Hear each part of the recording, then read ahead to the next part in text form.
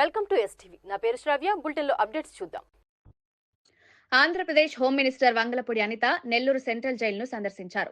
జైల్లో పరిస్థితులు, ఖైదీలకు అందుతున్న మౌలిక సదుపాయాలు, జైల్లో భద్రతా ఏర్పాట్లు, సీసీ కెమెరాల నిర్వహణపై అధికారులకు తగిన ఆదేశాలిచ్చి జైల్లో ఖైదీలు తయారు చేస్తున్న వస్తువులు పరిశీలించారు. ఖైదీల్లో సత్ప్రవర్తన కోసం జైలు అధికారులు కృషిని అభినందించారు. రౌడీ మూకల ఆట కట్టించామని, రప్పా బ్యాష్ల చట్ట వ్యతిరేక కార్యకలాపాలకి పాల్పడితే చర్యలు తప్పవని హెచ్చరిస్తూ పోలీసుల పనితీరును అభినందించారు.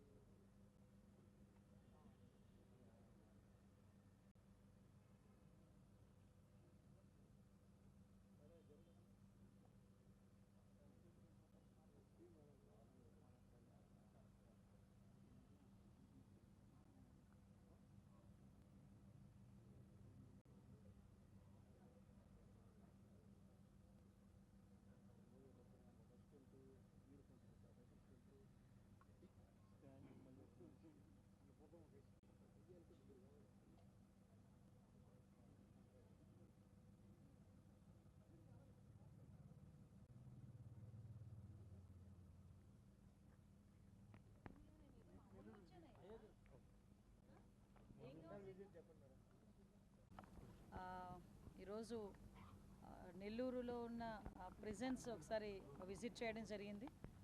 ఈరోజు నెల్లూరు ప్రిజన్స్ విజిట్ చేసిన తర్వాత లిటరలీ చెప్పాలంటే ఒక మంచి వాతావరణంలో ఖైదీలు తాలూకా దాన్ని ఏమంటారంటే వాళ్ళ పశ్చాత్తాపడి తిరిగి వాళ్ళ జీవన విధానం మార్చుకునేటట్టుగా మళ్ళీ తిరిగి వాళ్ళ శిక్ష ముగించుకొని బయటికి వెళ్ళిన తర్వాత కూడా వాళ్ళు తమ జీవన విధానాలని సక్రమంగా చేసే విధంగా అక్కడ జైలు అధికారులు అదేవిధంగా మొత్తం మా భద్రతా సిబ్బంది అందరూ కూడా చాలా బాగా వర్క్ చేయడం అనేది నేను కూడా గమనించుకున్నా. అక్కడికి వెళ్ళిన తర్వాత ఈవెందో వాళ్ళందరూ కూడా పేస్టులు తయారు చేస్తున్నారు, షాంపూలు తయారు చేస్తున్నారు, కోకోనట్ ఆయిల్ ప్యాకింగ్స్ జరుగుతున్నాయి, ఐరన్ అంటే బీరువాలు తయారు చేస్తున్నారు, స్కూల్ బెంచెస్ కానీ చైర్స్ కానీ ఇలాంటివన్నీ తయారు చేస్తున్నారు, కార్పెంటరీ వర్క్స్, స్టిచ్చింగ్, ఓవరాల్గా వర్క్షాప్లో కూడా చాలామంది వర్క్ చేసుకొని దగ్గర నెలకి దగ్గర 7,000 నుంచి 8,000 రూపాయలు వాళ్ళు నెల అయ్యేసరికి సంపాదించుకునే పరిస్థితులు కూడా కల్పించారు. ముఖ్యంగా ఇవే కాకుండా నేను అక్కడ ఉన్న భద్రతా సిబ్బందిని అందరినీ కూడా కనుక్కోవడం జరిగింది, ఉన్న పరిస్థితులు ఎలా ఉన్నాయని. అంతా కూడా మంచిగా అనిపించింది నెల్లూరు ప్రిజన్ అంతా కూడా. ఆ తర్వాత ఈరోజు ఇక్కడికి మన ఎస్పీ గారు అదేవిధంగా మన అడిషనల్ ఎస్పీ గారు, డిఎస్పీ గారు అందరూ ఇక్కడికి వచ్చి ఇక్కడ ఒకసారి వీళ్ళందరితో కలిసి మాట్లాడడానికని ఇక్కడికి రావడం జరిగింది. ఓవరాల్గా నెల్లూరు జిల్లాలో ఒక మంచి సంస్కృతిని తీసుకొచ్చినందుకు రాష్ట్రంలోనే నేను నెల్లూరు పోలీసుల్ని ప్రత్యేకంగా ఎస్పీ గారిని అభినందిస్తున్నాను. ఎందుకంటే ఈరోజు వరకు రౌడీ షీటర్లు అన్న వాళ్ళు కానీ, పీడియాక్లో ఉన్న వాళ్ళు కానీ దర్జాగా బయటకు తిరిగి వాళ్ళు మళ్ళీ తిరిగి రౌడీయిజం చేసే పరిస్థితి నుంచి, అలా రౌడీయిజం చేసేవాళ్ళు కానీ, రౌడీ షీటర్లు కానీ సొసైటీలో వాళ్ళకంటూ ఒక షై ఫీల్ అవ్వాలి అనే ఉద్దేశంతో రోడ్ల మీద నడిపించిన పరిస్థితి కూడా మనం అందరం కూడా చూసాం. ఈ సంస్కృతి మ్యాక్సిమం రాష్ట్రంలోని పోక్సో కేసెస్లో కానీ ఎక్కడ పడితే అక్కడ రప్పామని చెప్పి నరుకుతామని చెప్పి కత్తిరి పట్టుకో తిరిగే వాళ్ళ పరిస్థితులు కానీ, ఇవన్నీ కూడా లా అండ్ ఆర్డర్ విషయంలో ఎవరైనా తప్పు చేసినా లా అండ్ ఆర్డర్కి భంగం కలిగించేటట్టుగా ఉన్నా కూడా వాళ్ళందరినీ కూడా పబ్లిక్కి ఎక్స్పోజ్ చేసే విధంగా కంపల్సరీగా రోడ్ల మీద నడిపిస్తామని ఇదొక ఉదాహరణగా తీసుకున్నారు. ఆ విధంగా ఈరోజు ప్రతి చోట కూడా ప్రతి ఒక్కరు కూడా హ్యాపీగా ఉన్నారు. ఎక్కడ కూడా ఎటువంటి ఇబ్బంది లేకుండా ముందుకు వెళ్తున్నారు.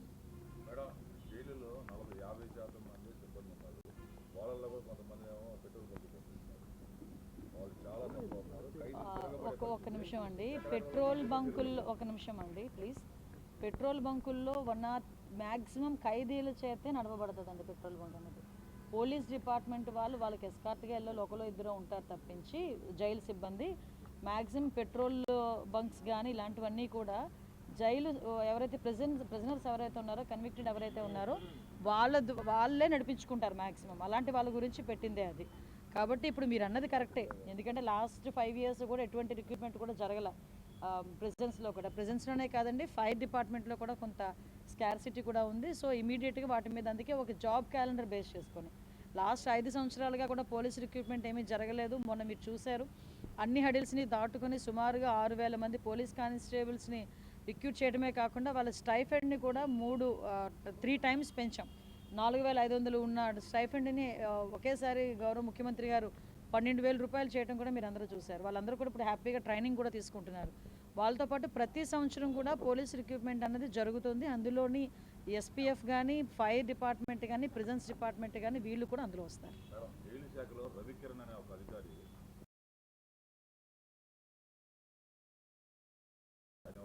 చాలా ఇబ్బందులు ఎదుర్కొంటున్నాము, పని చేయలేకపోతున్నామని జైలు శాఖ అధికారులు చాలా మంది చెప్తా ఉన్నారు. అది చాలా ఆరోపణలు వచ్చినాయి, అక్రమాలు అయినా బయటపడి. ఎందుకని మీరు చర్యలు తీసుకోవాలి? మా వరకు వస్తే కంపల్సరీ మేము కూడా ఎంక్వైరీ చేసుకుని వాళ్ళ మీద చర్యలు కంప్లైంట్ వస్తే కంపల్సరీ ఎంక్వైరీ జరుగుతుందండి. ఎంక్వైరీ జరిగితే చర్యలు అలాగే ఉంటాయి. Okay, thank you.